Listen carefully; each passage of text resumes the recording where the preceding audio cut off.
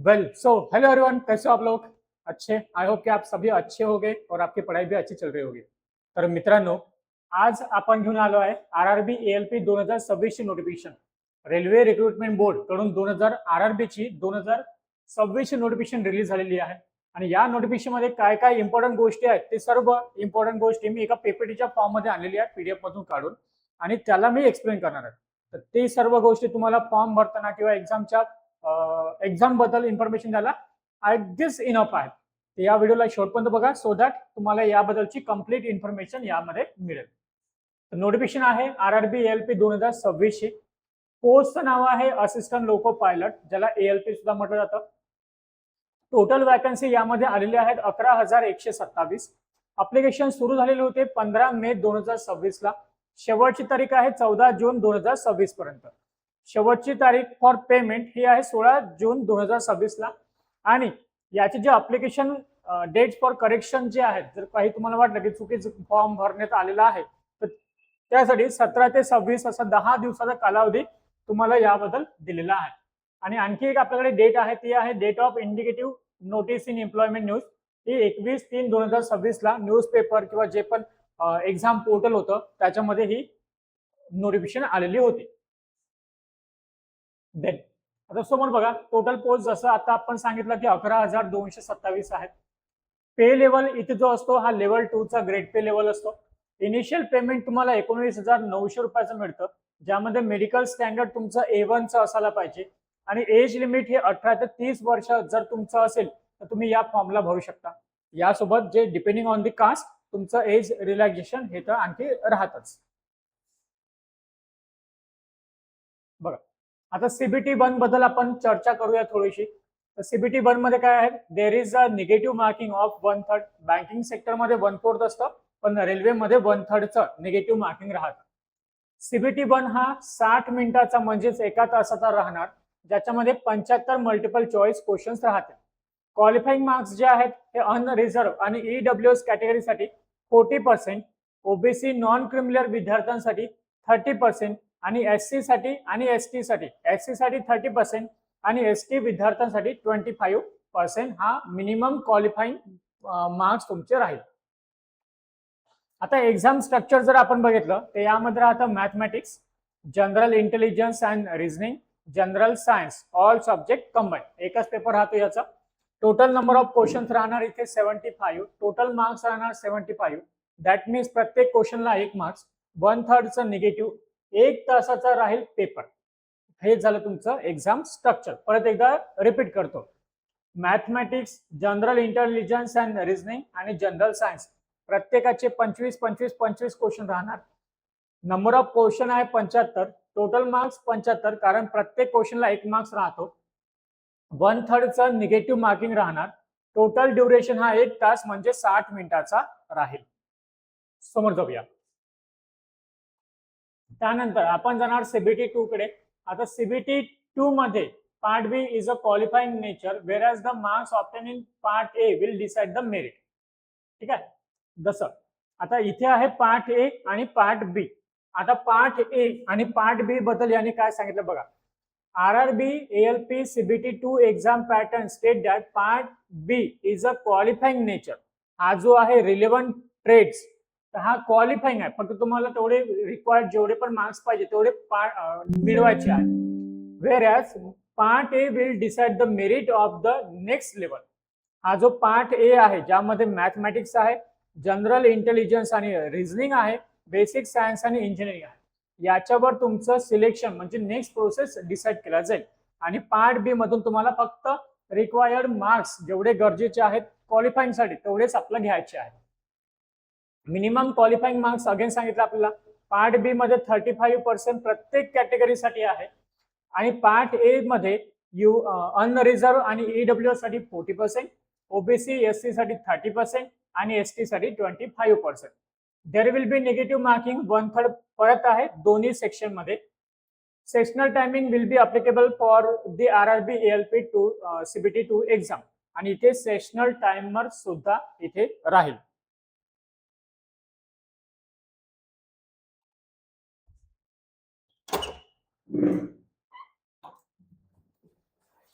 अरे sir 2च minute, फक्त 2च minute बसा ना.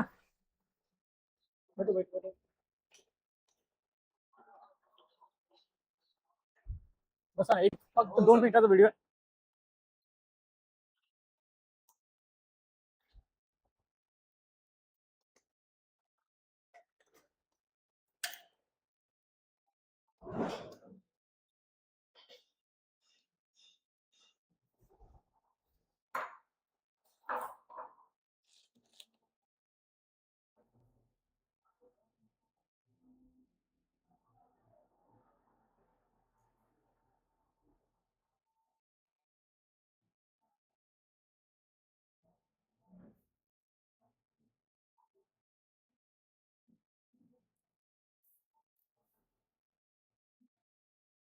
ओके, तर त्यानंतर आपण बघूया सीबीटी 2 बद्दलची इन्फॉर्मेशन. आता सीबीटी 2 एक्झामचा पॅटर्न हा कसा राहणार, तर यामध्ये मित्रांनो दोन सेक्शन मध्ये याला डिवाइड केलं जातं. एक आपला आहे सेक्शन ए आणि सेकंड तुमचा राहणार सेक्शन बी. सेक्शन बी जो आहे हे रिलेव्हंट ट्रेड नुसार क्वालिफाईंग असतं. म्हणजे जेवढे आपल्याला रिक्वायर्ड मार्क्स पाहिजे, गरजेचे मार्क्स आहे, इनफ मार्क्स आहे, तेवढेच आपल्याला पाहिजे. खूप जास्त मार्क्स नसले तर चालेल, क्वालिफाईंग मार्क्स तुम्हाला इथे घ्यावं लागतं. आणि जे नेक्स्ट प्रोसेस साठी जर तुम्हाला जायचं असेल पुढे, तर त्यासाठी आपलं इम्पॉर्टंट असतं जो सेक्शन ए आहे तो. आता सेक्शन ए मध्ये अगेन मॅथमॅटिक्स आहे, न्यूमरिकल ऍबिलिटी आहे, लॉजिकल रिझनिंग आणि जनरल इंटेलिजन्स आहे, आणि थर्ड आहे बेसिक सायन्स आणि इंजिनिअरिंग. इथे 100 क्वेश्चन्स राहणार, 90 मिनिटाचा म्हणजे 1.5 तासाचा टायमिंग राहणार. आणि पार्ट बी मध्ये 75 क्वेश्चन्स आहेत आणि 1 तासाचा हा टायमर राहणार. टोटल असं दोन्ही मिळून 175 क्वेश्चन्स आणि 2.5 तास, 2 तास 30 मिनिटाचा तुमचा पेपर राहील. आता हे जे डिस्क्रिप्शन आहे हेच तुम्हाला इथे नोटिफिकेशन मध्ये याने सांगितलेलं आहे की part B is a qualifying nature, whereas the marks obtained in part A will decide the merit of the student for the next level. Part B हे प्रत्येक कॅटेगरीसाठी 35% घेणं आवश्यक आहे. आणि पार्ट ए मध्ये अनरिझर्व ईडब्ल्यूएस विद्यार्थ्यांना 40%, ओबीसी एससी विद्यार्थ्यांना 30% आणि एसटी विद्यार्थ्यांना 25% मार्क्स इथे आपल्याला घ्यावं लागतं कमीत कमी. समोर बघूया. आता computer based aptitude test CBAT pattern हे नंतरचं आहे. पार्ट आपला सेकंड राऊंड झाल्यानंतर सीबीटी 2 झाल्यानंतर आहे सीबीएटी. आता सीबीएटी मध्ये काय काय राहणार, तुमचं मेमरी टेस्ट केला जाईल, डायरेक्शन टेस्ट केला जाईल, डेप्थ परसेप्शन टेस्ट तुमचं राहणार, त्यानंतर तुमचं कॉन्सन्ट्रेशन पॉवर चेक केला जाईल आणि परसेप्च्युअल स्पीड टेस्ट. या 5 मॉड्यूलवर हा समथिंग रिलेटेड लाईक सायकोमॅट्रिक टेस्ट सारखा हा पेपर राहतो. हे सीबीएटी नेक्स्ट राहील तुमचं मेन्सचा, म्हणजे सीबीटी 2 जेव्हा तुम्ही क्रॅक केलाल तेव्हा तुम्हाला सीबीएटी हा पेपर द्यायचा आहे. देन कॅटेगरीज आणि कम्युनिटीज कॅन्डिडेट्स. आता एक्झाम फीज बद्दल आपण बोलूया थोडस. इथे एक्झाम फीज जी आहे हे प्रत्येक कॅटेगरी मधल्या विद्यार्थ्यांना वेगवेगळे राहतं. इथे ईडब्ल्यूएस आणि ओबीसी विद्यार्थ्यांसाठी 500 रुपये आहे. पण जर तुम्ही सीबीटी 1 जर अपियर केला तर तुम्हाला 400 रुपये रिफंड केल्या जातं. आणि एससी एसटी पीडब्ल्यूडी जे विद्यार्थी आहेत यांना 250 रुपये इनिशियली फीज आहे. पण आफ्टर गिव्हिंग दी सीबीटी 1 पहिला पेपर दिल्यानंतर तुम्हाला 250 रुपये जे कम्प्लीट फीज आहे ते कम्प्लिटली तुम्हाला रिफंड केलं जातं. Candidate who attend CBT 2 will get a refund of their exam fee only after qualification for first stage.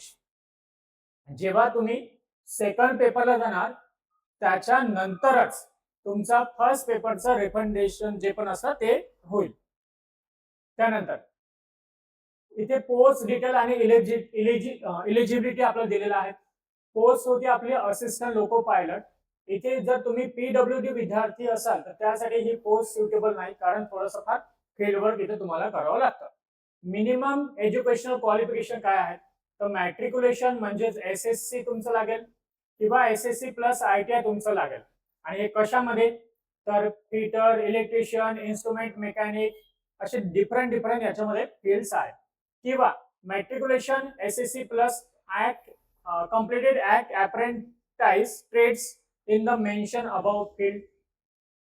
किंवा तुमचं मॅट्रिक्युलेशन म्हणजे 10वी किंवा ITI किंवा डिप्लोमा झालेला पाहिजे मेकॅनिकल मध्ये, इलेक्ट्रिकल मध्ये, इलेक्ट्रॉनिक्स मध्ये, ऑटोमोबाईल इंजिनिअरिंग मध्ये किंवा यांचं कॉम्बिनेशन मध्ये. ते असे जर तुमचं असेल, degree in the engineering discipline as above will also be acceptable in lieu of the diploma in engineering. जर तुमचं डिग्री झाले असेल सोबत डिप्लोमा झाला असेल तर तुम्ही अगेन या फील्डला अप्लाय करू शकता. सॉरी. आता सॅलरी स्ट्रक्चर बघा काय मिळेल. आपला सॅलरी स्ट्रक्चर किती आहे. तर इनिशियल जो पे स्केल आहे तो आहे 19,900 रुपयाचा, ज्यामध्ये ग्रेड पे आहे 1900 रुपयाचा, डिअरनेस अलाउन्सेस आहे 10,750, हाऊस अलाउन्सेस जे आहे 1,005 रुपये, transport allowances 828, night duty 387, running allowances 6,050, gross pay 26,752 रुपये. त्यामध्ये काही पीएफ वगैरे कटेल 1,848 रुपये, 24,900 रुपये, म्हणजे जवळपास 25,000 रुपये तुम्हाला इन हँड सॅलरी इथे मिळेल. आणि I feel he government job आहे, सेंट्रलचे बेनिफिट्स वेगळे असतात आणि 10 बेसिसवर याच्यापेक्षा बेटर ऑपॉर्च्युनिटी तुम्हाला नाही मिळणार. त्यानंतर हे आहे लास्ट की झोन वाईज वॅकन्सी किती आहेत.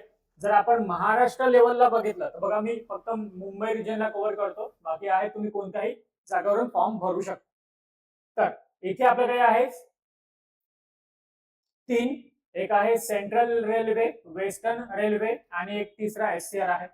ठीक आहे. याच्यामध्ये हे टोटल नंबर ऑफ वॅकन्सीज आपल्याला दिसेल. याला तुम्ही नोटिफिकेशन मध्ये सुद्धा बघू शकता. आणि ऍट द लास्ट जर तुम्ही कोणत्याही एक्झामची तयारी करत असाल सेंट्रल किंवा महाराष्ट्र लेवल, जसं की बँकिंग आहे, स्टाफ सिलेक्शन कमिशन आहे, रेल्वे आहे, MPSC आहे, किंवा एंट्रन्स एक्झामची तयारी करत असाल मित्रांनो, जसं MBA-CT आहे, MCA-CT आहे, किंवा इंजिनिअरिंग ऍप्टिट्यूड म्हणजेच कॅम्पस प्लेसमेंट ट्रेनिंग, तर आपण एक बॅच रनिंग करतोय ज्या एका बॅच मध्ये तुम्हाला 40+ एक्झामचं पूर्ण प्रिपरेशन आपण करून देऊ. आणि या एक्झाम मध्ये हे सर्व एक्झाम कव्हर होतात, एंट्रन्स एक्झाम कव्हर होतात, 10वी पासून ग्रॅज्युएशन लेवल, लो लेवल पासून हाय लेवल, हे सगळं यामध्ये आपण कव्हर करून देतो. आता याबद्दल थोडंसं आणखी इन्फॉर्मेशन म्हणजे यवतमाळ सिटीमध्ये आपले आहेत सेंटर, 3 ब्रांचेस आहेत. म्हणजे तुम्ही नियर बाय सेंटरला दडानगरला आहे, दाते कॉलेज चौक आहे, एक धामणगाव रोड नारंगी नगरला आहे. नियर बाय सेंटरवर तुम्ही बॅचेस अटेंड करू शकता. आणखी याबद्दल तुम्हाला इन्फॉर्मेशन हवी असेल तर तुम्ही दिलेल्या गेलेल्या नंबरला व्हिजिट करू, कॉल करू शकता किंवा आपल्या लोकेशनला व्हिजिट सुद्धा करू शकता. तर जे आपले 10वी 12वी वाले मित्रमैत्रिणी आहेत त्यांच्यापर्यंत या व्हिडिओला शेअर करा, कारण खूप इम्पॉर्टंट आहे. ITI वाले विद्यार्थी आहेत त्यांच्यापर्यंत, डिप्लोमा वाले विद्यार्थी आहेत त्यांच्यापर्यंत सुद्धा शेअर करा. आणि अशाच नवीन नवीन अपडेटसाठी आपल्या चॅनलला सबस्क्राईब करा. Thank you so much.